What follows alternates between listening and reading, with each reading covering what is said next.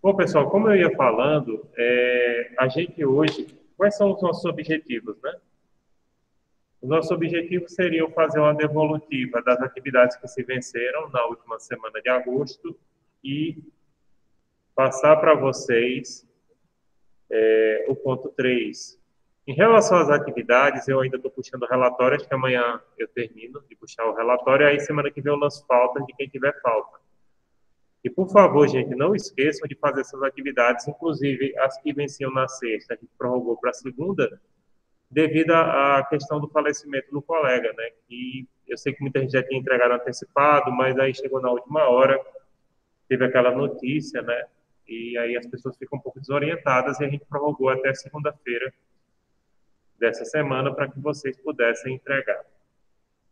Então, aí eu quero lembrar o seguinte: a gente já deixou disponível para vocês fazerem, no caso, tanto a turma 1 quanto a turma 2.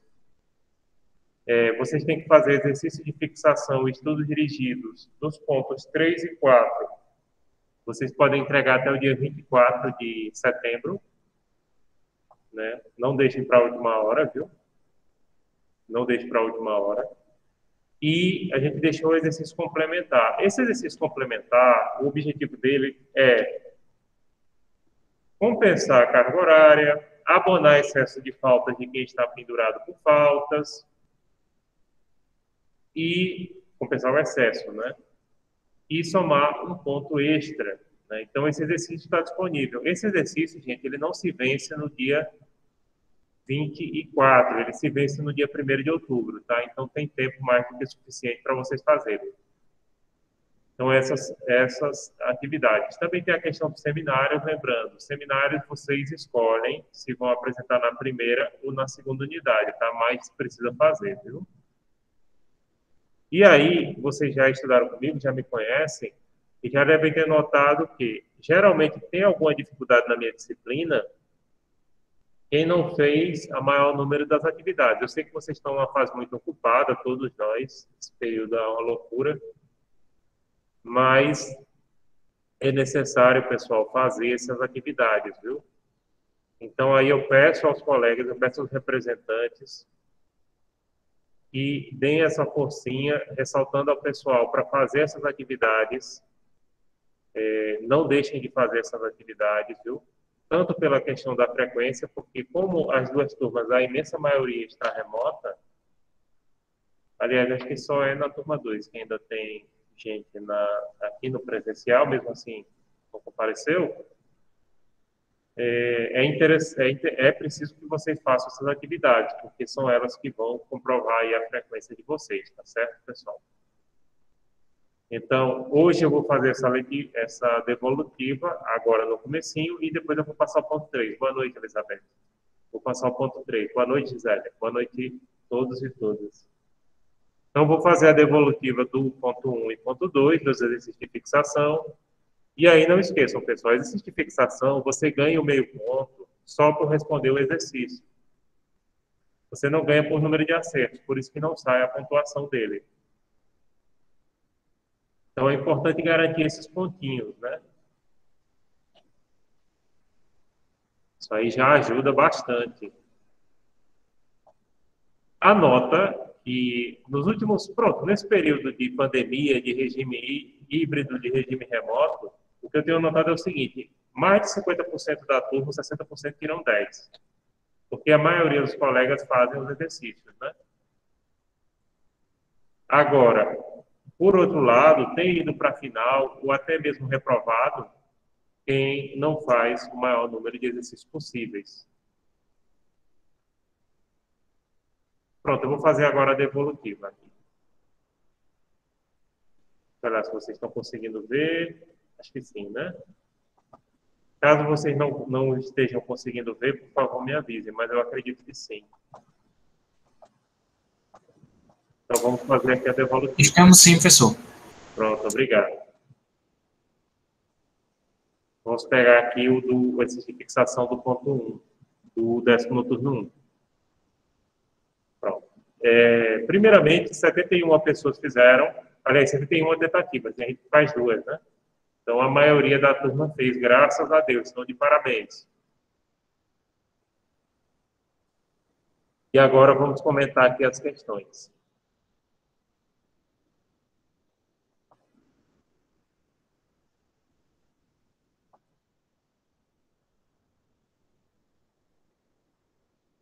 Sim, essa ordem das questões, pessoal, o muda e embaralha, tá? Aqui é a questão 1, como ela se apresenta para mim. Para vocês, pode seguir uma ordem diferente. Então, a primeira questão aqui seria, de acordo com o jurista alemão Savigny, são institutos jurídicos inaplicáveis do direito internacional privado, exceto assinar a alternativa incorreta. Primeira alternativa, escravidão. Segunda, poligamia. Terceiro, a proibição de aquisição de propriedade imobiliária por judeus. E o quarto, a pena de morte criminal.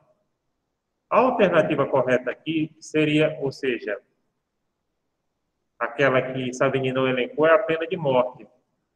Savigny elencou a morte civil. O que é morte civil? É diferente de pena de morte. Morte civil seria quando uma pessoa, geralmente é quem fosse condenado à pena de morte, enquanto você estivesse esperando a execução da sentença, você já era legalmente morto. Eles faziam isso para a pessoa não dispor dos bens, entendeu? É nesse sentido. Esses outros institutos aqui, para Savigny, como a escravidão, a poligamia e a proibição de aquisição de propriedade imobiliária por judeus, só seriam válidas no país que tem essa legislação. Porque não esqueçam, pessoal, o direito internacional privado implica que a legislação de um país pode ser aplicada em outro país. É isso a lógica da própria disciplina em si. É a aplicação do direito do Brasil, por exemplo, na Argentina ou vice-versa. Então, Professor, essa falar. pena de morte aí, ela é disciplinada no direito internacional público, não? Não é? Ou não? Estou enganado? Não. Inclusive, no direito internacional público, tem gente que pensa que, por exemplo, tratados como facções da Costa Rica proíbe a pena de morte. Não, ele não proíbe a pena de morte. Ele estabelece que ela pode ocorrer para os crimes mais graves e que, se ela for abolida, não pode retornar devido à vedação de retrocesso dos direitos humanos, entendeu? Mas, assim, claro, existem alguns tratados de restrição. Vocês sabem que o Brasil tem pena de morte só em caso de guerra declarada. Não para penas civis. Por exemplo, no Brasil, não poderia adotar pena de morte mais, por força dos tratados. E você não pode retroceder. Entendi, professor. Entendeu, Siddhartha? Vamos aqui para a segunda. Como aparece para mim, para vocês pode ser diferente. São soluções para problemas de direito internacional privado, proposta pelos mestres pós-glosadores italianos liderados por Bartolo, a partir do século XV, utilizadas até os dias de hoje, exceto assinar a alternativa incorreta. Delitos, a lei do lugar do ato. Sucessão, a nacionalidade do decúbito ou falecido, a segunda alternativa.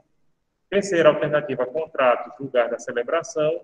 E quarta alternativa, bens imóveis, lei da localização da coisa. A alternativa aqui é a sucessão, porque a sucessão para os italianos, para os pós-glosadores, deveria ser regido pela lei do domicílio do decúbito, não da nacionalidade. Da nacionalidade, hoje ocorre em alguns países europeus, tá, pessoal? Aliás, na maioria dos países europeus segue a nacionalidade. Mas eles propuseram domicílio. O resto, inclusive, delitos, a lei do lugar do ato, a maioria dos países adotam. Contratos, o lugar da celebração na LINDB está assim também, e bens imóveis, quase todos os países do mundo, e todos os que eu conheço, a legislação sobre isso, tem uns 40, aí adotam o critério da lei da localização da coisa.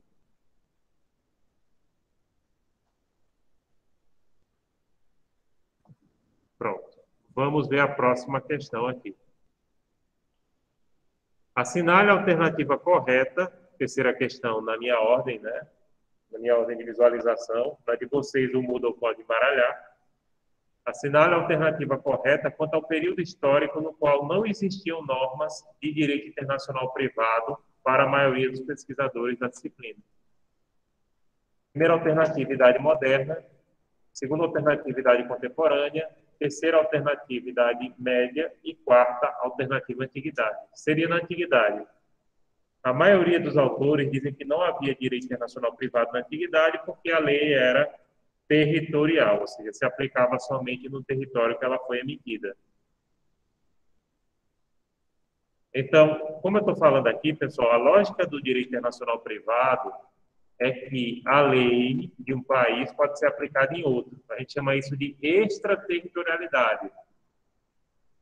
Na antiguidade, a lei era, sobretudo, territorial. Só se aplicava no território que ela foi emitida ou nos domínios, por exemplo, Roma. A lei romana se aplicava na cidade de Roma e nos domínios de Roma.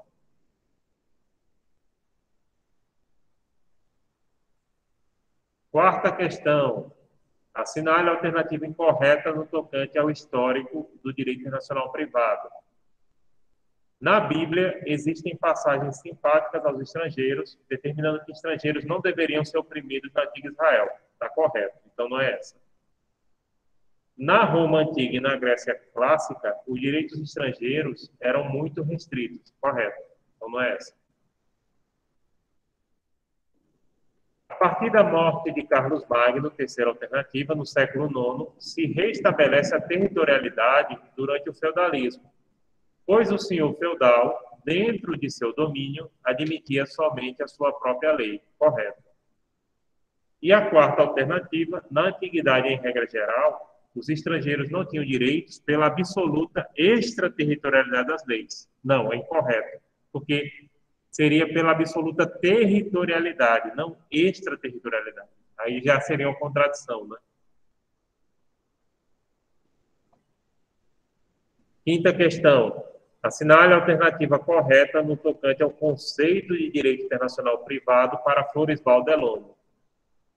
Então, seria um conjunto de normas na primeira alternativa de direito internacional público interno que busca, por meio de elementos de conexão, encontrar o direito aplicável nacional ou estrangeiro quando a lei comporta opção entre mais de uma ordem jurídica para solucionar o caso.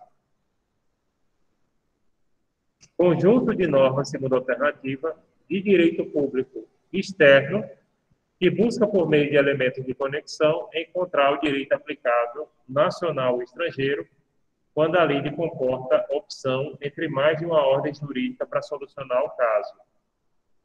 Terceira alternativa, conjunto de normas de direito privado interno que busca, por meio de elementos de conexão, encontrar o direito aplicável nacional ou estrangeiro quando a lei comporta opção entre mais de uma ordem jurídica para solucionar o caso.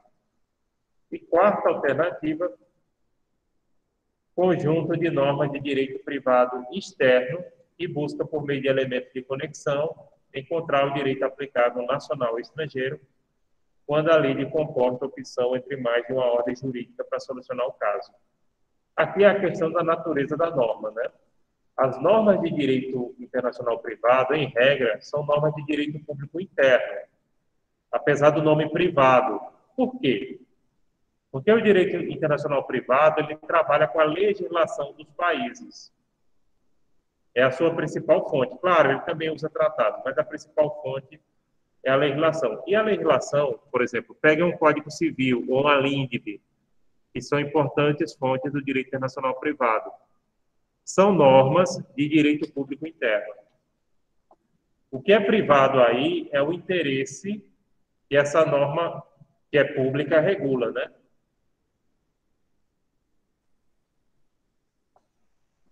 Eu acho até que vocês já leram autores de introdução que dizem que não existe direito privado.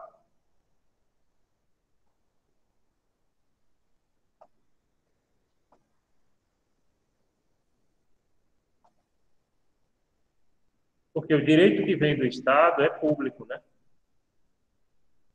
Então, aqui é por isso. Então, normas de direito internacional privado, em regra, são normas de direito internacional, aliás, direito nacional, direito público interno, ou seja, direito nacional público. O Código Civil como a LINDB da vida. Pronto. Essa é a devolutiva do exercício de fixação 1. Deixa eu fazer a devolutiva agora do 2, né? Se vocês tiverem alguma pergunta, podem colocar no chat ou perguntar no áudio. Fique à vontade.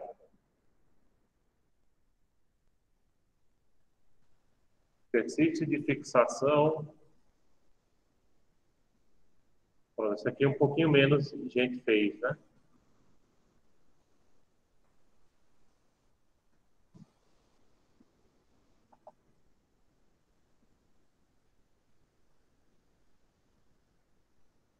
Primeira questão, como se apresenta para mim. O Moodle embaralha sempre, né, isso aqui. O consumidor é entendido como todo ser humano ou pessoa jurídica que adquire bem ou contrata serviço para uso ou proveito próprio como destinatário final, tem merecido a atenção das ordens jurídicas dos Estados e, a cada dia mais, da sociedade internacional como um todo. Aí, Floresval Delommo, curso de Direito Internacional Privado, nona edição, Rio de Janeiro, Forense 2011. Indique a fonte do direito internacional privado citada acima. Assinale a alternativa correta. É jurisprudência? Não. É tratado? Não. É lei? Não. É doutrina ou literatura? Sim, que é um livro, né, de um autor. No caso, Delommo. Essa segunda questão vai no mesmo sentido para indicar a fonte. Aqui seria o artigo 1º da Lei de Imigração, que é a Lei Federal 13.445/2017, que reza o seguinte: esta lei dispõe sobre os direitos e os deveres do migrante e do visitante, regula sua entrada e estada no país e estabelece princípios e diretrizes para as políticas públicas para o imigrante. Então, as alternativas seriam a lei, claro, não é jurisprudência, não é doutrina ou literatura e nem é tratado. Terceira questão. A terceira questão é o artigo 2º da Convenção Interamericana sobre Normas Gerais de Direito Nacional Privado da Organização dos Estados Americanos, OEA. Esse artigo 2 estabelece o seguinte, 2 não, o segundo, estabelece o seguinte, perdão. Os juízes e autoridades dos Estados partes ficarão obrigados a aplicar o direito estrangeiro, tal como fariam os juízes do Estado cujo direito seja aplicável, sem prejuízo de que as partes possam alegar e provar a existência e o conteúdo da lei estrangeira invocada, que é a questão da aplicação do direito estrangeiro, né? Então, quais são as alternativas? É jurisprudência? Não. É lei? Não. É tratado? Sim. Convenção é um tipo de tratado, né? É doutrina ou literatura? Não. A alternativa correta é tratado.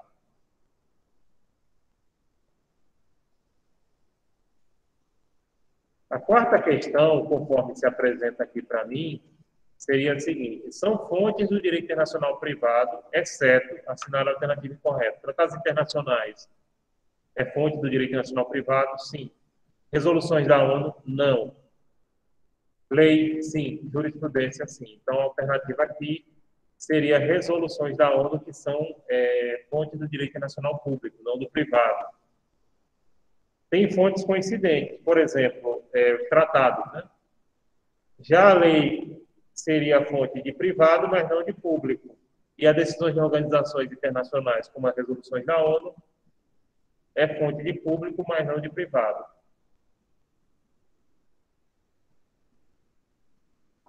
Quinta e última questão do exercício de fixação. São exemplos de relevantes tratados sobre direitos humanos, sobre direito internacional privado, ratificados pelo Brasil, entre outros países, exceto, aí assinala a alternativa incorreta. Seria o Código de Direito Internacional Privado, o Código de 1928? Não. O Estatuto Orgânico do Instituto Internacional para a Unificação do Direito Privado, UNIDROIT, 1940? Não. A Convenção sobre a Prestação de Alimentos no Estrangeiro, de 1956? Não. A Convenção Americana sobre Direitos Humanos, Pacto de São José da Costa Rica, 1969, é a alternativa correta, porque é um tratado de direitos humanos, não é um tratado de direito internacional privado.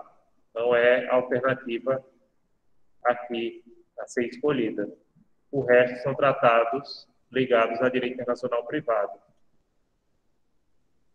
Sua resposta está correta. Tá? Sim, pessoal, antes da gente começar o assunto do ponto 3, deixa eu dar uma dica a vocês. Olha, em relação ao estudo dirigido, basta vocês marcarem a atividade como concluída e colocar um comentário. Porém, alguns alunos têm tido dificuldade, porque quando clica aqui no link, aí aparece, vamos ver se vai aparecer comigo também.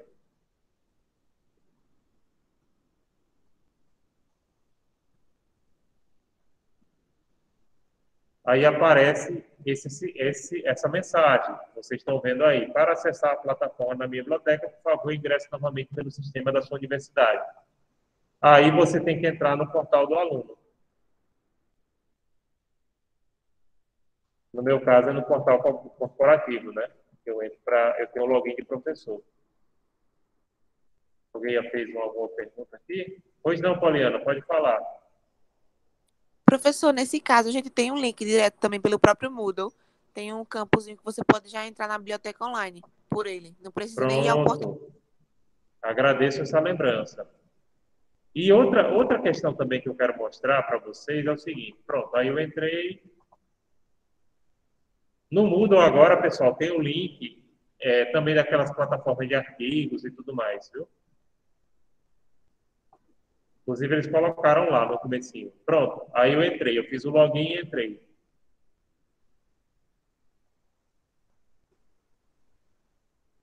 Beleza. Às vezes, a pessoa vai para a primeira página do livro porque a biblioteca está desatualizada. Onde é que atualiza a biblioteca? Vai aqui nessa reguinha em compasso e clique em atualizar a biblioteca.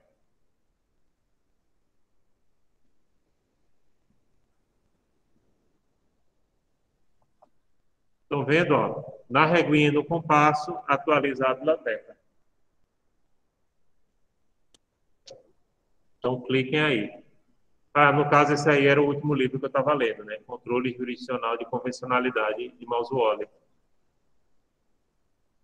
Pronto, pessoal. Alguma pergunta? Pronto, agora vamos ver aqui, ó. Aí vai lá. Aí agora deu correto. Fontes do direito internacional privado. Tá vendo? Eu testo todos os links antes de postar, viu?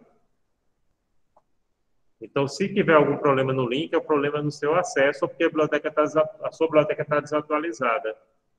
Aí você tem que atualizar nessa ferramenta.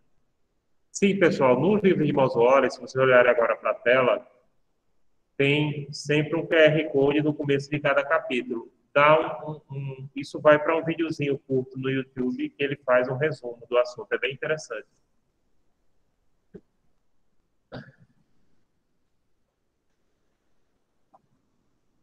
Então, aqui tem fontes do direito internacional privado.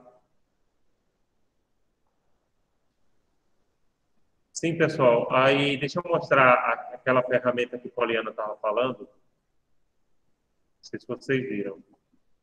Está no Moodle.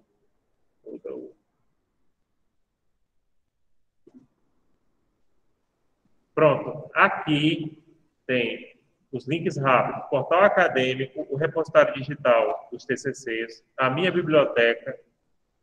Essa EBSCO host é para artigos científicos e a revista dos tribunais também é para artigos científicos, tá? Então, aqui tem um link rápido, você pode clicar e já entra.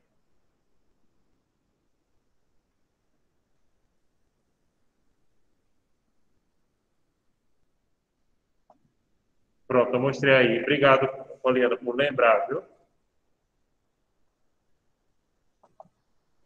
Pronto, pessoal, agora vamos falar do ponto 3. Se vocês têm alguma pergunta, quiserem falar qualquer coisa, fique à vontade. Então, vamos começar o ponto 3. Podem colocar no chat também.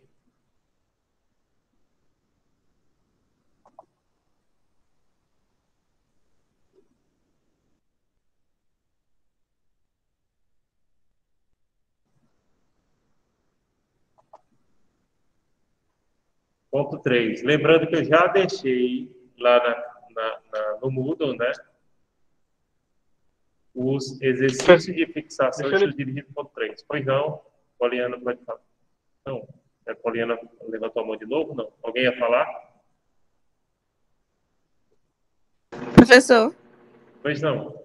era eu novamente. A minha dúvida era com relação aos seminários.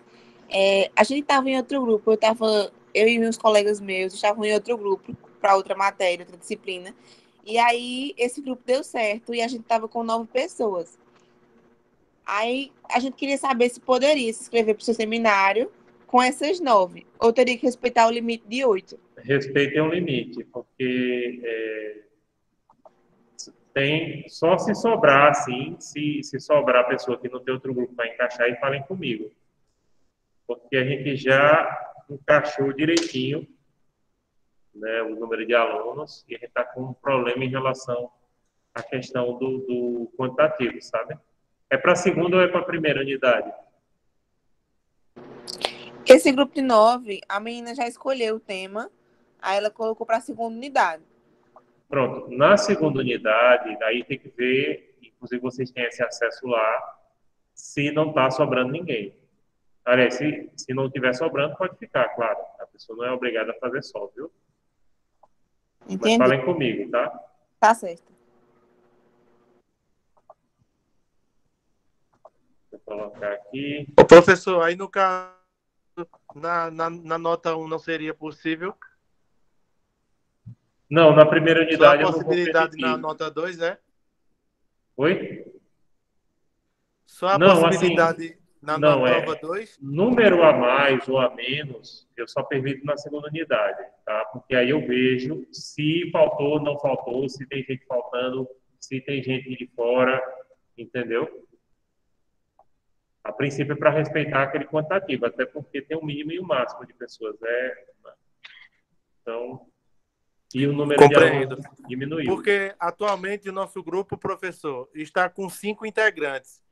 Entendeu? É por isso que a gente está fazendo essa pergunta. Se há Pronto, possibilidade com inclusive o aí senhor. nesse caso já daria para ver uma pessoa para ir, né? Então é isso, tem que ver essa questão, pessoal. Por favor, eu peço aí aos representantes que avisem, porque para não ter grupo a menos, porque grupo a menos também eu tiro nota, né? Então, do mesmo jeito, tanto grupo a mais quanto a menos. Então, tentem, por favor, se organizar direitinho para não acontecer esse tipo de situação.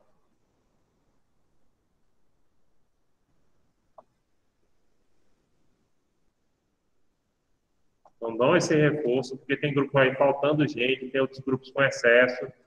Tirar onde tem o excesso e colocar onde está faltando, tá? Vejam isso, por favor, deem esse reforcinho.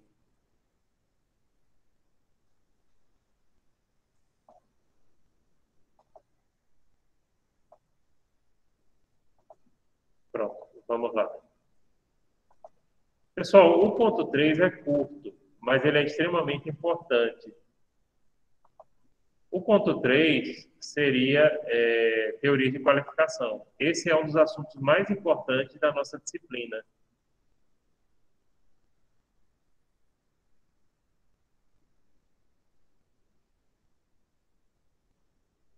Então, vamos começar a exposição. Professor, Pronto. Pois não. boa noite. Boa noite. Desculpe interromper. O senhor estava falando e eu ia perguntar, mas acabei esquecendo, lembrei de novo.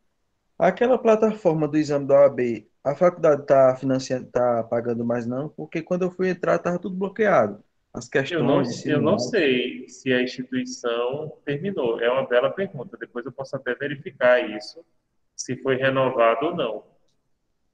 Porque a Se gente for tinha... possível, se for possível, o senhor pergunta. Pergunto. Tem que perguntar no site do coisa do NDE, tá certo? Eu pergunto. Pronto, muito Qualquer coisa me obrigado. lembrem, viu? Porque às vezes eu posso Tá certo. esquecer. E aí eu pergunto à coordenação. Porque a reitoria tinha dito que estava querendo renovar, mas os alunos precisavam ter acesso, sabe? E aí, eu não sei se eles cancelaram alegando que não tinha acesso. Não sei. Mas eu sei de várias pessoas que estavam acessando, né? Eu estava acessando. Eu fui tentar acessar mês passado e deu esse bloqueio. Eu até perguntei no grupo da sala, outras pessoas disseram também que estava bloqueado. Uhum. Pronto, eu posso perguntar no grupo do NDE. E para vocês é muito Obrigado. importante. No grupo do NDE eu faço parte, né?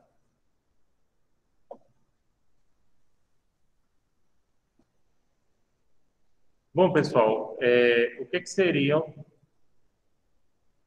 as teorias de qualificação? Antes da gente falar das teorias de qualificação, vamos ver o seguinte: o que é qualificar? Qualificar para o direito seria atribuir existência jurídica a um ente, coisa ou fato, o incluindo em uma categoria legal.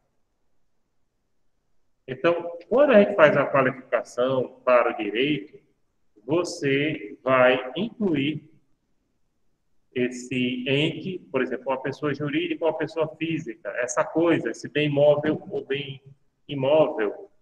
E esse fato, por exemplo, uma relação de obrigação e alimentos, de contratos, incluindo dentro de uma categoria legal.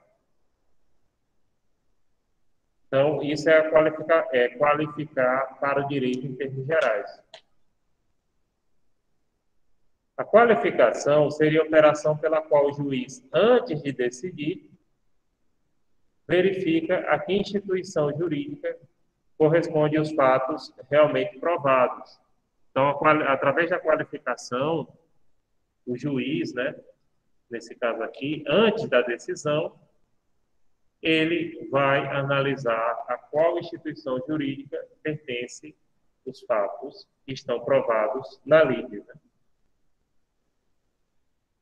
Claro, a qualificação deve anteceder a escolha da lei aplicável, até porque é através da qualificação que a gente vai ter a lei aplicável, seja nacional ou estrangeira, perdão, sempre processual, se qualificando apenas as questões jurídicas, não os fatos, né? Então, a qualificação é feita em torno de questões de direito, não de questões fáticas. O direito internacional privado não é o único a fazer qualificações. O direito penal faz, né, quando se aplica, por exemplo, as agravantes e atenuantes no processo penal, no caso da aplicação da pena, aquilo é qualificação. Na hermenêutica, a gente faz qualificação. Então, pessoal, o direito internacional privado, ele faz qualificação como outras áreas do direito também. É porque a gente usa essa terminologia, teoria de qualificação, para indicar, especialmente se naquela causa o direito aplicável vai ser o direito nacional ou estrangeiro. A diferença de entendimento de legislação de países diferentes impõe a necessidade de qualificar. Então, por exemplo, aqui no continente americano, em regra, o inventário é regido pela lei do domicílio e do decúdios. Na Europa, é pela nacionalidade. Então, a gente qualifica para ver, por exemplo, no caso desse, se seria aplicada a legislação europeia, de um país europeu, ou seria aplicada a legislação de um país aqui do continente americano, no caso concreto. Pode-se aplicar a legislação nacional e estrangeira no mesmo processo? Claro. Por exemplo, se tem bens localizados em vários países. A equação da qualificação proposta por Jacob e Dollinger seria conceituar mais classificar igual a qualificar. Então, para Dollinger, você qualifica quando você conceitua o instituto jurídico e o classifica dentro de uma categoria legal. Teoria de qualificação. Teoricamente, existem 3 teorias de qualificação. Teoricamente, a redundância. Mas, na prática, só 2 são usadas. Concretamente falando, só são usadas 2. Aliás, agora, deixa eu colocar aqui logo a pergunta. Vamos ver se eles respondem daqui para o fim da aula.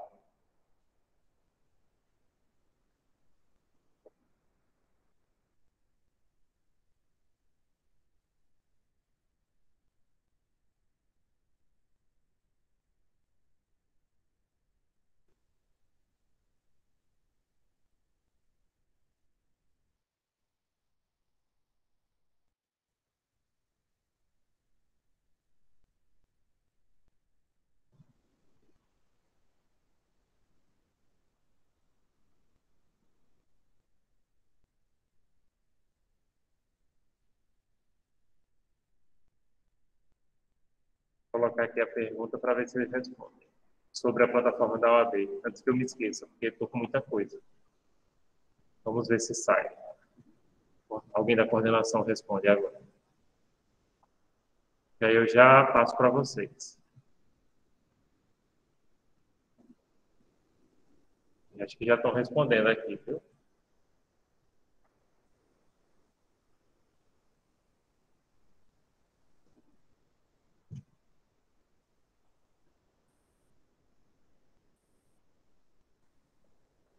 Pronto, Paula, não foi Paula. Depois eu vejo aqui se chegou.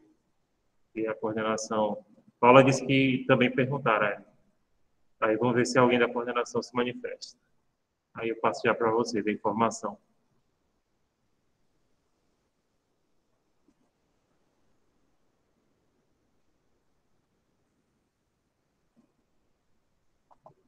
Pessoal, Muito vamos... obrigado, professor. Oi? Muito obrigado. Nada. É porque às vezes se você deixar assim para fazer, por exemplo, esse final de semana eu tenho que corrigir, tenho que anotar as faltas e as notas de quem fez os exercícios.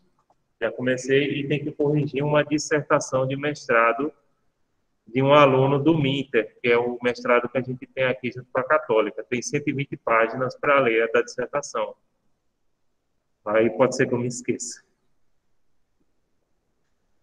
Vai ser dia 16 a defesa do rapaz, né? Muito bom o trabalho dele, está bem interessante, mas tem que ler. E está bem nervoso. Tempo, né? E a leitura exige tempo, né? Sim, cara, uma dissertação dessa aí eu demoro uns 3 dias para ler, viu? Uns 3 dias por aí. Corrigindo, claro, né? Se for só para ler por ler, você tem que dizer, olha, tem esses problemas, não sei o quê. Mesmo sendo um trabalho bom, você tem que ler com uma certa atenção. Então, eu demoro uns 3 dias para ler aí. Mas o pior foi uma vez eu peguei uma tese que tinha mais de 200 páginas. Eu demorei uma semana, pessoal. Mas sabe o que foi? A tese estava boa, só que tinha muita falha de ABNT. E como eu eu tenho essa mania de perfeccionismo, toda a fala da ABNT eu parava e anotava.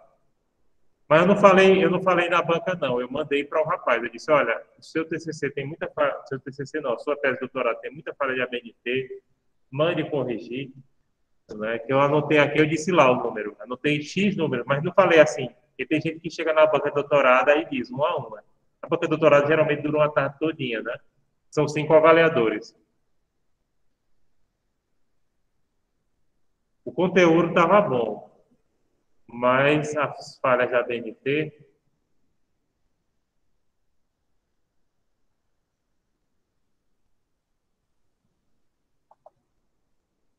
Sim, mas vamos voltar aqui para as teorias enquanto a gente aguarda. Se aparecer alguma resposta antes do fim da aula, eu aviso a vocês aqui. Teoria de qualificação. Como eu disse, pessoal, tem 3. Alex Fori, Alex Kauzai e a qualificação por referências a conceitos autônomos e universais.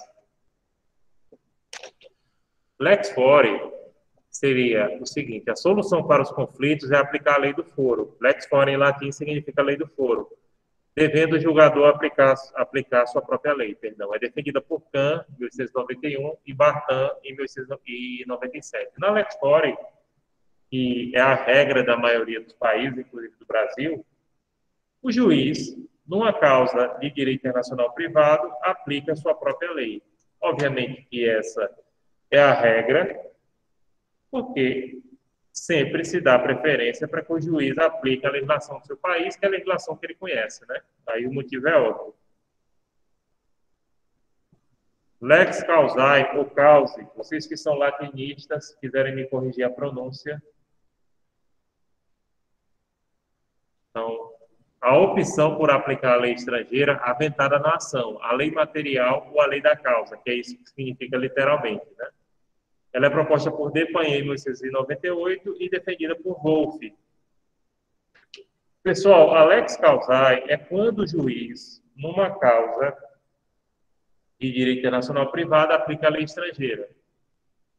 E como eu disse, o direito internacional privado só existe por essa possibilidade de se aplicar uma lei estrangeira. Se não houvesse a possibilidade, não haveria. Então, a regra é aplicar a lei, a sua lei, a lex fori, a lei do foro, e excepcionalmente aplicar a lex causae. Mesmo assim, essa exceção tem tantos casos que vocês vão dizer, será que é exceção mesmo? A gente vai falar disso já já. A terceira teoria da qualificação, pessoal, ela é mais uma possibilidade teórica mesmo, entenderam? Que seria a qualificação por referências a conceitos autônomos e universais, que é baseada em estudos de direito comparado e princípios gerais de direito. É considerado pouco prática e realista, sendo defendido por Ernest Rabel. Essa qualificação por referência a conceitos autônomos e universais, ela trabalha com princípios gerais de direito, com direito comparado. Ela é mais uma possibilidade hermenêutica teórica do que um fato concreto mesmo. Certo? Ela não é prática. Por quê? Imaginem o seguinte, o juiz. Acho que vocês sabem que, em regra, a gente vai falar isso mais na segunda unidade, mas em regra, aqui no Brasil, quem julga causas de direito internacional privado são os juízes federais. Vocês sabem, né? Beleza.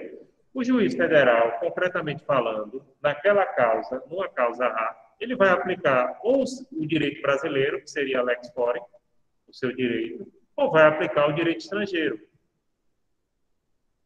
Ele não vai se remeter a princípios gerais de direito, a conceitos autônomos e universais, entenderam?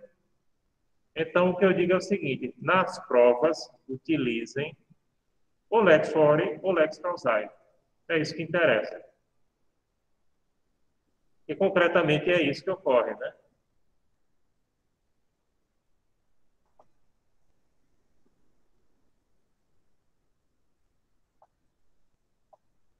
Sim, vamos voltando aqui.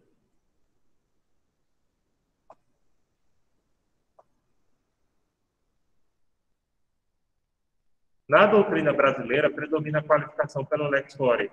No continente americano também, viu? E na maioria dos países do mundo, por motivos óbvios, a regra é a aplicação da lex fori, porque, como a gente estava falando, o juiz dá preferência a aplicar a sua própria lei, né? A Lei de Introdução às Normas de Direito Brasileiro, a LINDB, também adotou o critério da lex fori como regra geral.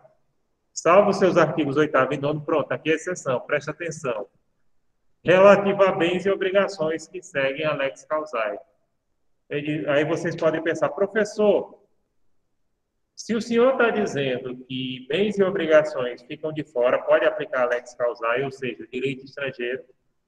Então, boa parte das demandas de direito internacional privado, concretamente falando, aplicam o direito estrangeiro. É isso? Sim.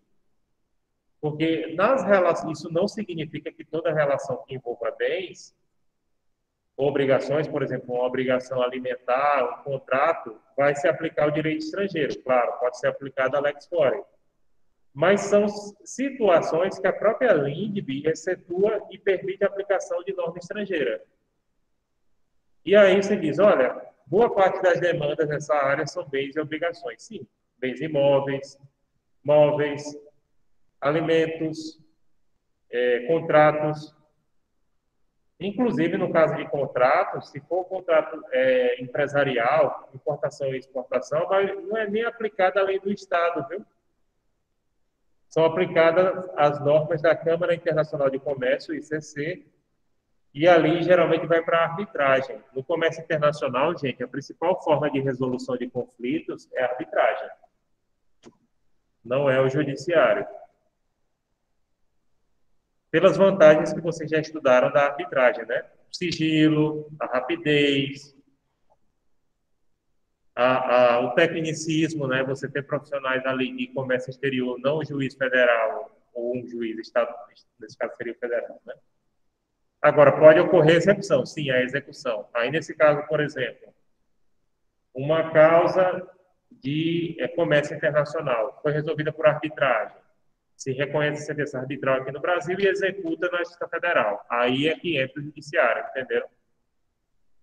Mas para a causa em si, não.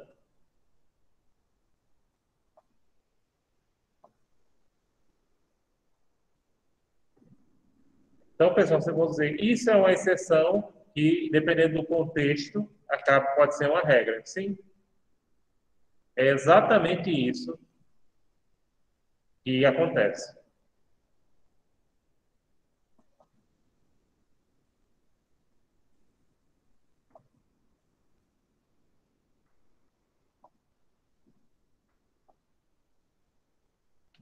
O Código Bustamante também optou pela qualificação através da Lex Fore. Então, pessoal, o Código Bustamante, sim, o Código Bustamante, para quem não lembra, é a Convenção Americana sobre Direito Internacional Privado. É ratificado pela maioria dos países do continente americano, inclusive Estados Unidos. E eu me lembro de uma aluna de RI que era muito fã do RBD, e toda vez que eu falava Bustamante, ela lembrava do RBD, né? Que tinha um personagem lá que acho que era Diogo Bustamante. Vocês aí que são da geração do RBD sabem também. A professora, isso aí tem alguma coisa a ver com Diego Bustamante, ou é Diogo, sei lá. Eu digo, não, isso aqui é o nome, né, do jurista cubano que ajudou a fazer esse tratado. E aí nunca mais eu me esqueci disso. Toda vez que eu vou ensinar esse assunto, eu me lembro. Coisas de aluno, né? Pronto, aí a geração de vocês, que é também da época do Rebelde,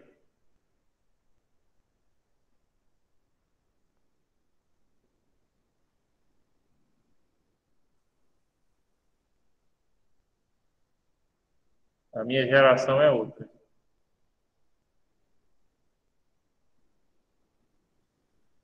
Já eu nunca gostei, não. Gostou não, né? Cara, mas eu sei de gente aqui que eu tenho certeza que era super fã do Rebelde. Aí, ó, Gisele, tá vendo? É só as meninas. Não, eu sei que tinha muito menino que assistia também, eu sei. Letícia, ó. Aí. Era Diogo ou era Diego Bustamante? O personagem lá. Quem nunca, Poliana? Quem nunca? Diego, Raiana. Diego, sim, sim, sim. Diego Bustamante. Pronto, ela só lembrava disso aí. Aí Gisele disse, quer ir para a turnê ano que vem? Eles vão fazer turnê pelo Brasil, não? Ou vai ser mundial?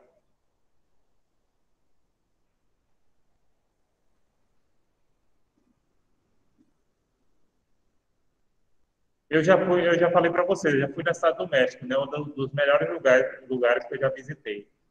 A Cidade do México parece São Paulo, só que mais organizada. Fria, chuvosa, grande, gigante, o trânsito do cão. Só que ela é mais organizada que São Paulo. Entendeu? E sim, uma coisa bem engraçada que tem lá, que não tem em São Paulo, e que acho que o Rebelde mostrou. As quinzeaneiras, eles chamam quinzeaneira. Sabe o que é? Quinzeaneiras, não sei se no Rebelde mostrou isso.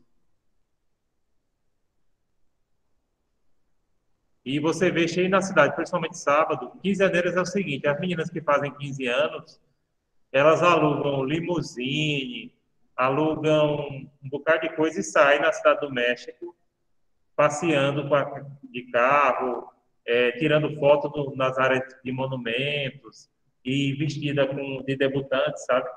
E sábado é assim, ó, assim na cidade. Aí eu perguntando, eu passei 2 sábados na Cidade do México, né, perguntando o que era aquela quinceaneira. Aí, poxa, o pessoal faz a festa de debutante na rua, leva o pessoal, bota naquelas limusines, sabe aquelas limusines compridas de filme? Lá no México também tem muitas, né? Aí sai. Outra coisa que é resenha na Cidade do México é que tem uma praça lá, Praça Garibaldi, que fica aqueles mariachis. Aí junta de van nas ruas do lado da praça e você chega na praça e contrata uma bandinha daquela e leva para fazer uma festa, para fazer uma serenata na hora. E eles ficam distribuindo cartão. Entendeu? Você chega lá, você leva na hora. Ele já tem a van, você dá o endereço. Você chega lá, combina o preço, dá o endereço e o pessoal vai lá, faz na hora, gente. É bem engraçado isso aí. Já pensou? Eu nunca vi isso, por exemplo, aqui no Nordeste não tem uma praça assim que nenhuma cidade que concentrasse, por exemplo, banda de forró pé de serra, para você chegar e contratar ali na hora para levar o pessoal. para tocar em qualquer coisa, no aniversário, no barzinho, em qualquer lugar eles vão. Será, Rayana, se tivesse aqui, daria briga? Chegar uma praça aqui, por exemplo, de Caruaru, que as bandinhas estão ali. Você contrata na hora. Não liga, Com entendeu? licença, professor. Com certeza ia ter, porque eles iam dizer que ia ter que ser o da vez. O pessoal não ia sim. querer aceitar, né? Pode ser, ia dar briga. Não, lá não dava, mesmo tendo muitos, e ficam vários, entendeu? Ficam na praça, ficam vários. E vestido com aquela roupona, chapéu, sombreiro. Pronto, eu recomendo a Cidade do México. Quem for, se você não gosta de São Paulo, quem gosta de São Paulo vai gostar da Cidade do México. Porque, como eu disse, inclusive foi muito engraçado, eu conheci um rapaz lá no hotel, e ele era da produção da Porta dos Fundos. Eles estavam montando um site igual do México, do Porta dos Fundos, sabe? E aí ele chegou para mim e disse assim, o que é que você achou da Cidade do México? Eu digo, bom. Aí ele disse, olha, parece uma São Paulo mais organizada. Eu digo, eu achei isso, só que como você mora em São Paulo, eu não tenho que dizer nada. Eu achei exatamente isso, parece uma São Paulo, só que é mais organizada. Eu digo, exatamente. Quem gosta de São Paulo vai gostar daqui. Mais seguro, inclusive, viu? Porque eu pensei que não ia ter isso.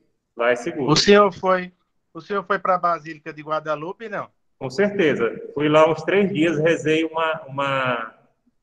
um terço, rezei 2 terços lá. Cada dia diferente, eu fui 3 dias. Rezei, sim. Benzi. É Pronto, verdade, o professor, é verdade que nos bairros, assim, na frente das casas, existe muito, como é que eu posso dizer, um cantinho, assim, de devoção para Santa da Morte. Idolatram muito lá no país. Na capital não vi. Não, né? Não vi na capital. Eu já ouvi falar disso, mas não vi. Eu sei que eles têm uma relação, e aí tem aquelas caveirinhas, a Catrina, né? Isso tem. Isso. Eu vi a Catrina, que é a caveirinha, né? A vestida de noiva, geralmente. Aí tem, aí eu vi. Mas nas casas eu não vi, não. Professor, eu tenho um amigo que foi lá para o México, foi em algumas cidades lá, né? E aí ele trouxe para mim de lá, ele trouxe uma bebida chamada Mezcal, Pronto, eu com tomei. verme dentro. Eu tomei. E Com trouxe. verme. E é super gostoso, eu gostei. Eu gostei, achei melhor do que Deu pitu. vontade de, rapaz, vou ficar importando esse negócio pro Brasil. E lá é super barato, né? É feito de gravatá ou agave, dependendo de como vocês chamam. Aquela planta que aqui a gente só usa para fazer corda, é feito daquilo. É. Eu Mas gostei tem desse um com data, porque verme ela dentro. não tem um cheiro enjoativo, É. como cana. Que a cana, o que eu não gosto da cana é o cheiro. E o interessante é o verme dentro, né? Quando é boa mesmo, é aquela que tem um verme dentro do meio. Eu comi Achei chapolim que eu comi colorado, o verme. É o eu que comi dá a grilo. liga, né, Siddhartha? É o que dá aí. Eu comi o verme. Eu comi grilo lá. Grilo. Que é chapolim colorado, é um grilinho pequeno, entendeu? Vermelhinho. Por isso que tem o personagem que é pequeno e é vermelho. E o sabor? Parece camarão, só que tem uma coisa, tem um cheiro de gaveta velha. O ruim é o cheiro. Pronto, é o gosto de camarão com cheiro de gaveta velha, que fica o cheiro do grilo, né? O desagradável só é o cheiro. O gosto não é desagradável, não. Mas o É cheiro, uma se você ficar cheirando... tanajura gigante. Eu acho que tanajura é mais gostoso, Diógenes, assim. E não tem o cheiro enjoativo, entendeu? Ele tem o cheiro enjoativo, mas não é ruim, não. Teve um dia que eu jantei, só ele. Só o grilinho. Mas vamos voltar aqui, pessoal. A gente já falou do México, outro dia a gente fala do México, que é um país muito bom, eu recomendo quando puder viajar. É um dos lugares... E barato, viu? Faltou esse detalhe eu falar. É barato. Bom, pessoal, vamos falar agora dos casos clássicos no estudo da teoria das qualificações. Tem 3 casos clássicos, que são casos assim da doutrina, da jurisprudência, que seria o seguinte: a sucessão do maltês, o testamento hológrafo holandês, o casamento grego ortodoxo. Bem, esses casos são casos que ocorreram na França no final do século XIX. Tá certo, gente? E aí, o direito francês tem muita influência no direito internacional privado. E aí eu vou contar um pouquinho de cada caso desses. Como é que foi a sucessão do maltês? Parece até nome de filme, né? Aliás, o filme que é famoso é o Falcão Maltês. Não sei se vocês já ouviram falar.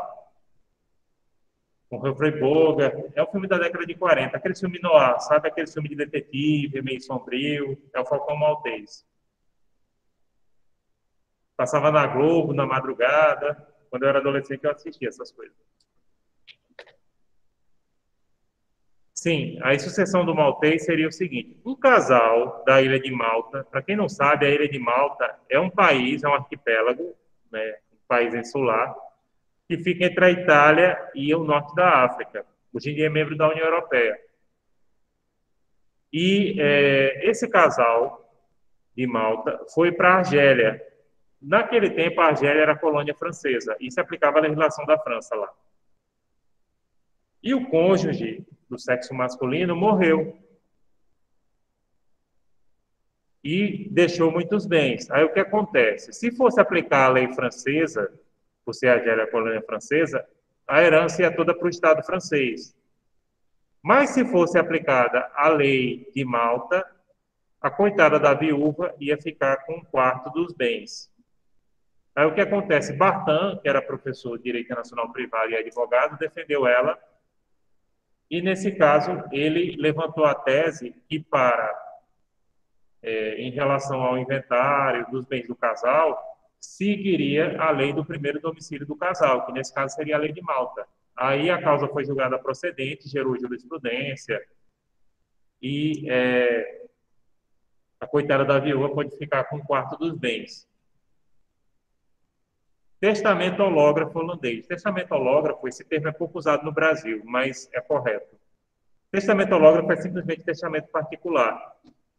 Aí o que acontece? Também foi na França.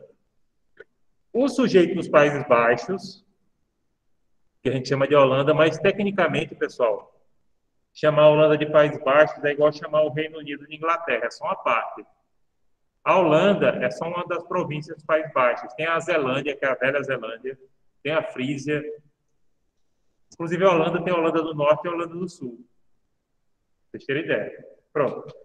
Mas esse camarada, ele era dos Países Baixos e morava na França. Morreu também e deixou bens. Ele tinha deixado o testamento particular. E o que acontece? O testamento particular é reconhecido pelo direito francês, né, pelo Código Civil Napoleão. Mas, naquele tempo, acredito que hoje deve ter mudado, não era admitido no direito dos Países Baixos. Aí o que acontece? A justiça francesa decidiu que, no tocante aos bens situados na França, o testamento particular iria valer. Mas, em relação aos bens situados nos Países Baixos, a sucessão ia seguir a ordem legítima, entenderam? Aí, reparem, foi aplicado nesse inventário, ele morava na França, os juízes franceses aplicaram nesse inventário para os bens da França o testamento particular. Como o testamento particular não existia no ordenamento jurídico holandês, aí seguiu a sucessão legítima. Perceba que aí foi aplicada a Lex Fori e a Lex Causae ao mesmo tempo. Na sucessão do Maltês foi aplicada a Lex Causae, ou seja, direito estrangeiro, direito de Malta. No caso do testamento hológrafo do holandês, foi aplicado ao mesmo tempo a Lex Fori e a Lex Causae.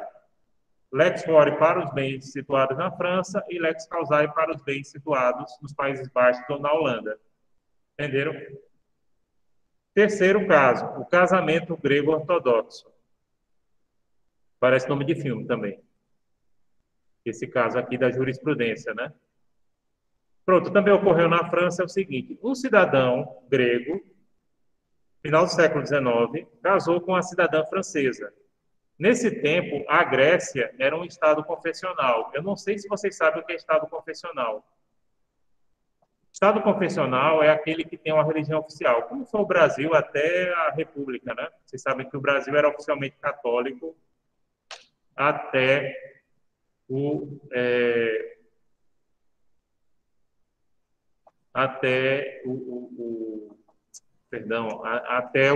a virada, né? Até o golpe republicano. Então, na Grécia era o seguinte, por ser um Estado confessional, a lei só reconhecia o casamento que fosse celebrado na Igreja Católica Ortodoxa, que era a religião oficial da Grécia. A Igreja Católica Ortodoxa grega, ela é bem parecida com a romana, tem padre, tem santo.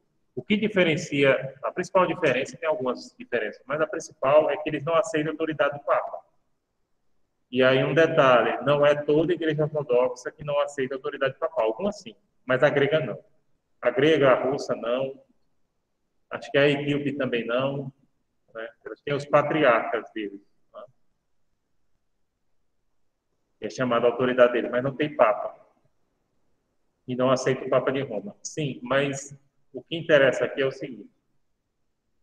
Nesse caso aqui, do casamento grego-ortodoxo, como o casal morava na França, se casou no civil na França, então foi considerado que o casamento era válido, mesmo não tendo seguido as exigências do ordenamento jurídico de origem do noivo.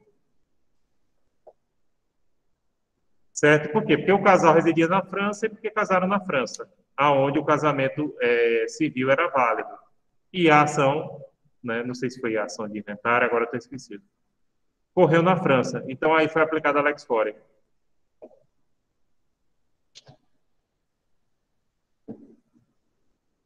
Entenderam? Alguma dúvida sobre algum desses três casos?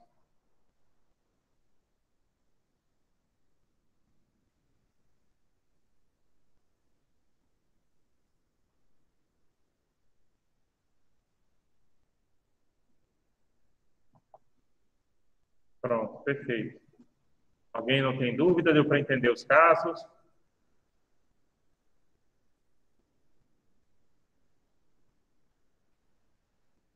Perfeito.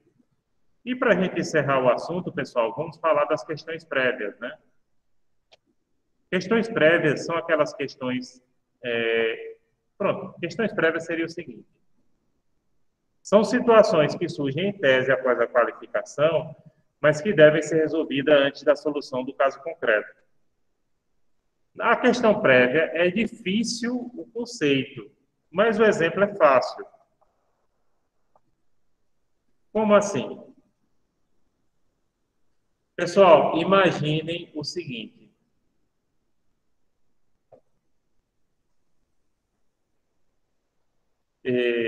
Pronto, uma questão prévia bem simples. Validade de documento obtido no exterior. Isso é uma questão prévia. Então, se aquele documento está legalizado, se ele foi reconhecido para entrar em vigor em outro país, entenderam? Tem uma questão prévia que é óbvia e que vocês podem até achar que não tem como uma pessoa pensar de jeito diferente. Mas que eu já vi professor de direito, não aqui da instituição, cair nessa besteira. Hoje em dia, o reconhecimento, não naquele tempo, mas hoje em dia, o reconhecimento de documento obtido no exterior é facilitado porque o Brasil aderiu à Convenção da Apostila de Haia. Essa Convenção da Apostila de Haia você faz aqui no Brasil no cartório, ou reconhece no cartório, que foi obtido no exterior. É um formulário em papel moeda padronizado, pode ser, acho que hoje em dia pode ser online também. E você reconhece documentos emitidos no exterior aqui, poupando metade, literalmente poupando metade do esforço que tinha que fazer antes. Certo? Mas um documento emitido no estrangeiro só pode ser validado em outro país se ele for primeiramente válido no país de origem das partes, pessoal. Como assim? Como assim? Óbvio, né?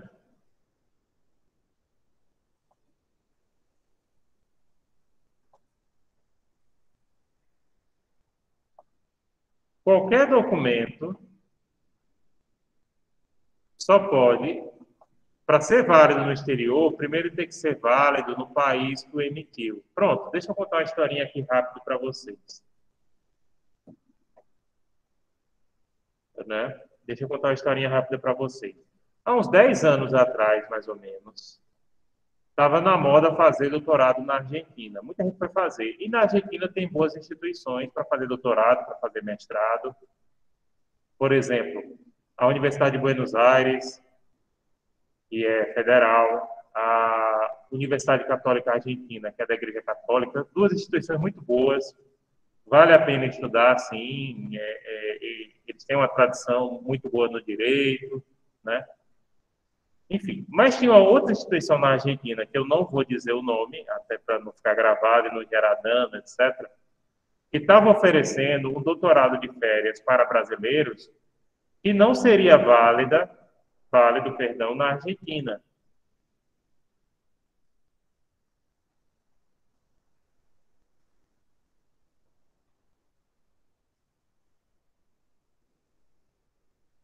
Certo?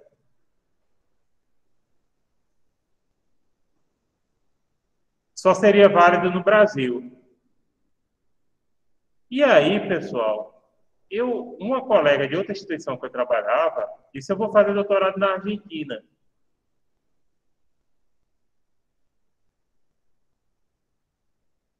Fazer doutorado na Argentina. Agora, eu digo, sim, como é que é lá? Aí ela disse: não, é o seguinte, o curso deles só vale aqui para o Brasil, não vale na própria Argentina. Aí eu disse a ela: olha, já era professor de Direito Internacional Privado, eu digo: olha, não existe essa história de que uma instituição de ensino de um país pode emitir um diploma que só é válido em outro, porque essa universidade lá, ela não tem autorização do MEC para isso. E, além disso, o próprio Direito Internacional Privado estabelece que o primeiro requisito para você reconhecer um documento exterior é que o documento seja válido no país de origem,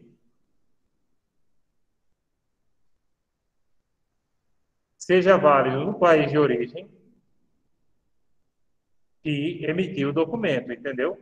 Você não pode emitir um documento e só ser válido no exterior, tem que ser válido primeiro no seu país de origem. E ela fez, eu digo: olha, se você quiser ir para Buenos Aires, é uma bela cidade, eu gosto muito, quiser ir passear todas as férias, tomar um vinho, comer um churrasco, comer um doce de leite, comer uns alfajor, só faltei pedir o alfajor, né, que eu gosto de alfajor. Beleza, mas você não vai conseguir reconhecer, não. E nunca conseguiu reconhecer, pessoal. Isso aí por quê? Porque isso é uma questão prévia, gente. É uma questão que tem que ser analisada, ou seja, qualquer documento emitido no exterior, e não esqueça jamais, tem que ser válido primeiro no país de origem, para depois ser validado,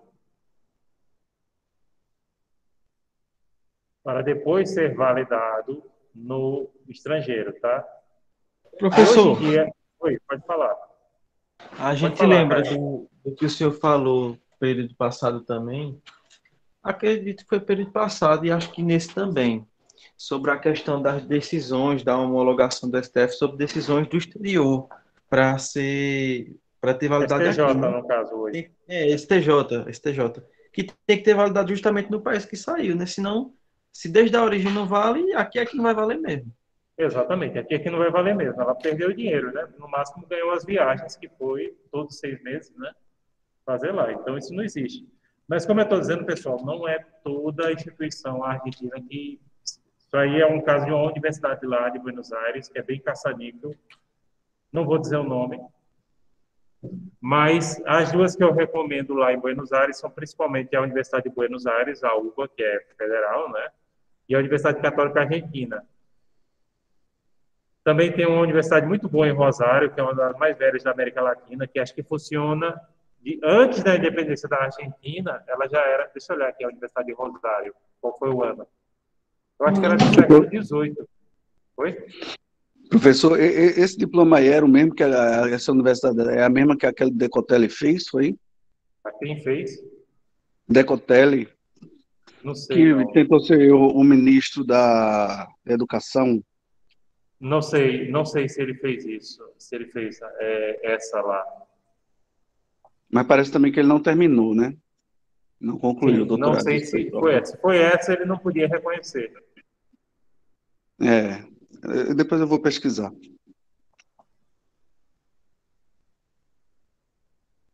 Pronto, pesquisa. Qual era o nome do ministro? Deixa eu olhar aqui se olha no doutor Google. Decotelli. Decotelli, doutorado, Argentina. Decotelli. Pronto, Decotelli, isso.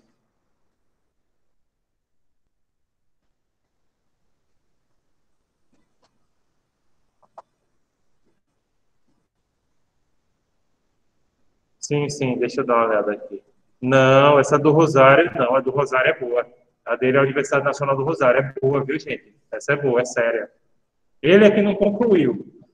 Aí, o errado é ele. Mas a universidade é boa, viu? A do Rosário, vale a pena. É de Rosário, na Argentina, que não é em Buenos Aires, né? Você sabe que Rosário é uma cidade do interior, mas é boa. É boa, é tradicional. Inclusive, como eu disse, parece que ela surgiu antes da independência do país. Essa é boa.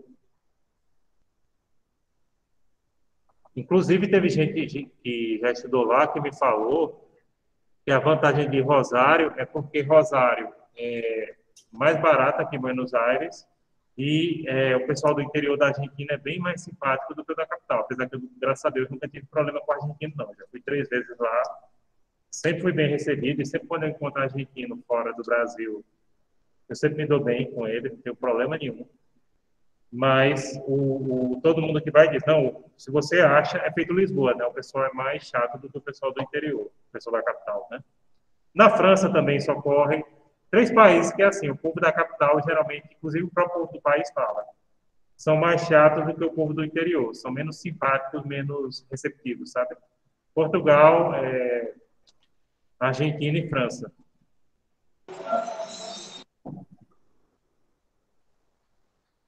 Então, entenderam, pessoal, essa questão prévia? Então, a questão prévia é isso, essa é uma questão, por exemplo, de validade documental. Hoje em dia, a gente vai falar isso depois, tem a questão da apostila de AIA, que, graças a Deus, resolve 50% dos problemas. Pessoal, alguma questão? Alguma pergunta?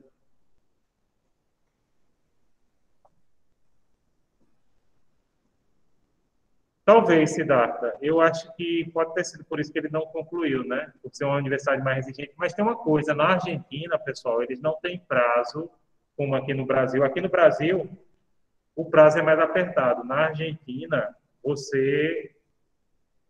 eles só deixam você defender o doutorado. Na Argentina é o seguinte, deixa eu explicar para vocês, até porque pode ser que algum de vocês queiram estudar lá. Na Argentina é fácil você entrar no doutorado. Se você quiser entrar, você entra. Sério, quiser estudar, você estuda. Agora, você só faz uma banca de doutorado se o seu orientador achar que você está preparado. E aqui no Brasil, não. Aqui no Brasil, o próprio programa fica pressionando você para defender ali nos 4 anos, entendeu? Tem que defender nos 4 anos. Lá na Argentina não é assim, não. Lá na Argentina, eles só botam se eles acham. E você só faz a banca de doutorado se o seu trabalho estiver top. Se não tiver top, ó. Agora, você quer estudar, quer pagar os créditos, beleza. Inclusive é pago, né? Inclusive nas universidades públicas, o doutorado é pago. Mestrado, doutorado é pago. O que é grátis é a graduação. Então, tem que estar um trabalho muito bom para eles mandarem para a banca.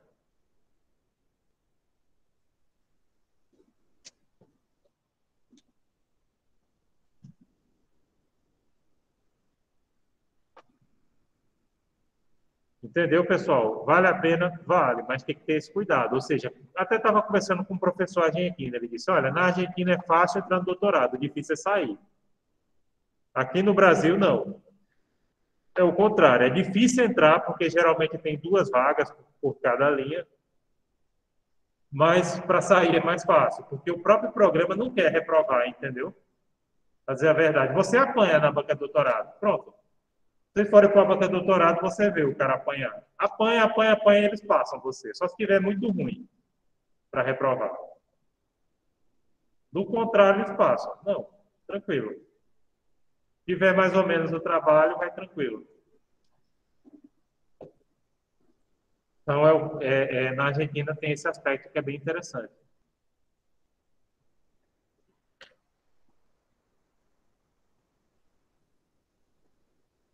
Bom, pessoal, mais alguma pergunta? As referências são aquelas que a gente já conhece, né? Ou seja, o livro do Florival Deloma, atualizado por Augusto Jäger Júnior, o livro do Jacob Dollinger, atualizado por Carmen Tiburcio, e o livro do Mauzuoli, né? Que inclusive está na edição 2021. Então, são esses 3 livros que eu recomendo. Pessoal, por favor, não esqueçam dos exercícios de fixação, dos estudos dirigidos, dos seminários e do exercício complementar. Não esqueçam que na minha disciplina, quanto mais exercício você faz... Sim, Raí, você lembrou de mim por quê? Raí está dizendo aqui que lembrou de mim. O que foi que aconteceu? Ah, assisti um filme. Eu só fui na Itália uma vez. Eu falo italiano, né? Como vocês acho que eu já falei isso. Eu só fui, por incrível que pareça, só fui na Itália uma vez. Gosto muito da Itália, gosto muito dos italianos, tenho muita identidade. Acho que vivi uma vida lá. Aí é um achismo, né? Não, não conheço não. Depois eu vou ver. É incrível história da Ilha das Flores. Gosto muito, tenho amigos italianos. Ah, bom, depois vou dar uma olhada. O último filme que passou na Itália que eu assisti foi Momo, que é do menino refugiado, com Sofia Loren, né?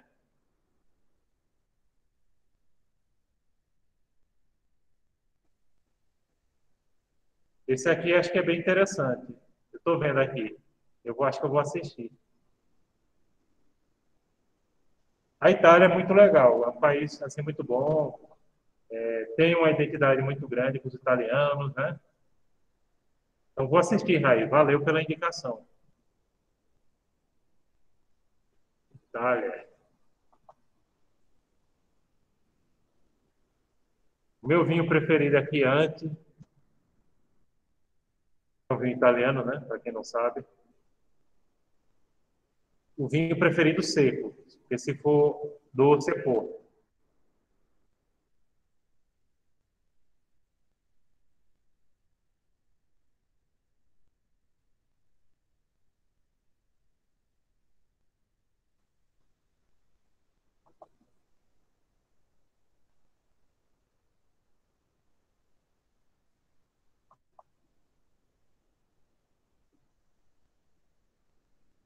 Ah, bom, eu estava estranhando aqui. Doce não gosto mais, só sexo. Aí eu, ih, rapaz, que negócio é esse? Seco, tá certo. Não, assim, quem toma vinho, toma seco, tá? Começa por aí. Esses vinhos que eles colocam açúcar, pessoal, aí o pessoal vem falando, vamos aproveitar que hoje é sexta, a gente fala aqui antes de encerrar a aula. Esses vinhos que o pessoal bota açúcar, Quinta do Morgado da Vida, etc., Pérgola, gente, só presta para dar dor de cabeça. Não tomem vinho com açúcar, não, que aquilo é que dá dor de cabeça. Não é o vinho, não, que dá dor de cabeça, é o açúcar. Tem vinhos doces, como o Porto, como o Lambrusco, para quem gosta de vinho doce, que não tem açúcar, entendeu? Aí você vai tomar com açúcar, desse jeito é melhor estar tomando refrigerante, né? E refrigerante não dá dor de cabeça. Aí, eu não diria que é o que embebeda, mas é o que dá dor de cabeça. Porque esses vinhos, Carreteiro, Quinta do Morgado, Pérgola, eles têm açúcar. Aí você tem que olhar no rótulo se ele tem açúcar. A minha esposa, por exemplo, só tomava vinho açucarado. Aí, primeiro, como é que eu comecei a convencer ela? Eu comecei a convencer por conta do açúcar que engorda. Aí, beleza. Aí comecei a dar uns vinhos assim mais adocicados e fui aos poucos. Começando pelos merlots, né? O cara vai no... Ela não gosta de Merlot, não, Siddhartha. Não gosta, ela não. não gosta não de Merlot. Ela não gosta Pegar não. um mais levezinho e tal, e vai fazendo devagarinho. Eu fui fazendo. Vinho quentinho. Agora, eu vou dizer uma coisa, o mosto, a qualidade do mosto desses vinhos mais baratos é muito ruim, Muito por exemplo. ruim. Exato, a qualidade da uva, tudo isso, o açúcar é para esconder, né? Exatamente, o açúcar A esconde o Babilônia sabor. todinha. Eita, Zé Felipe, eu sou enólogo, coitado de mim. Eu Tenho fui numa conhecimento para não. festa, eu fui numa festa uma vez que um dos colegas era dono daquela, era um acionista, né, daquele vinho carreteiro. Era um dos donos. E a gente chegou lá, né, todo mundo jovem, esperando aqueles coisa lá, que é aqueles garrafão de 5 litros, você pega assim pelo ombro e bebe na boca. Ei, Aí tava tomei esperando muito, aquele viu? bicho lá, eu também, época de estudante, né? Aí, todo novo aqui. Aí, quando ele chegou cheio de umas caixas de vinho, né, nobres e tal. Aí, tô cheio, cadê os carreteiros? Você não trouxe? Ele, rapaz, você já jogou aquilo ali no chão e depois, de umas Sim, 5 horas, tentou limpar, pra ver. eu já fiz isso.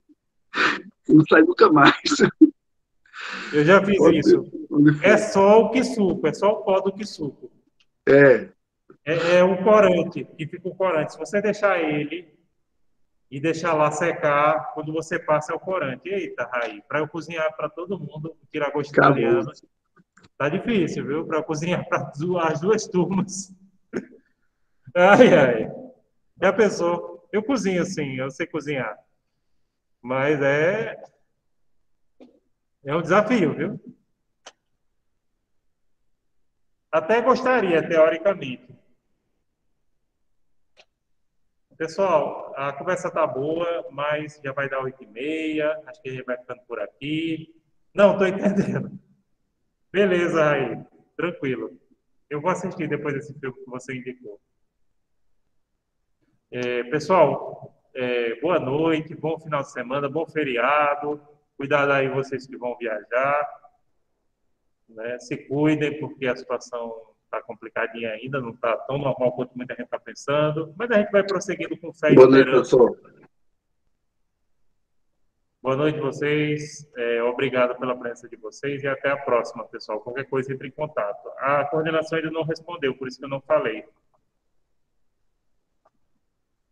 Também não vou cobrar, sexta-feira à noite. Mas deixei aqui a hora que responderem eu aviso, tá? Boa noite, professor. Valeu, viu? Boa noite, valeu, gente. Valeu. Até a próxima.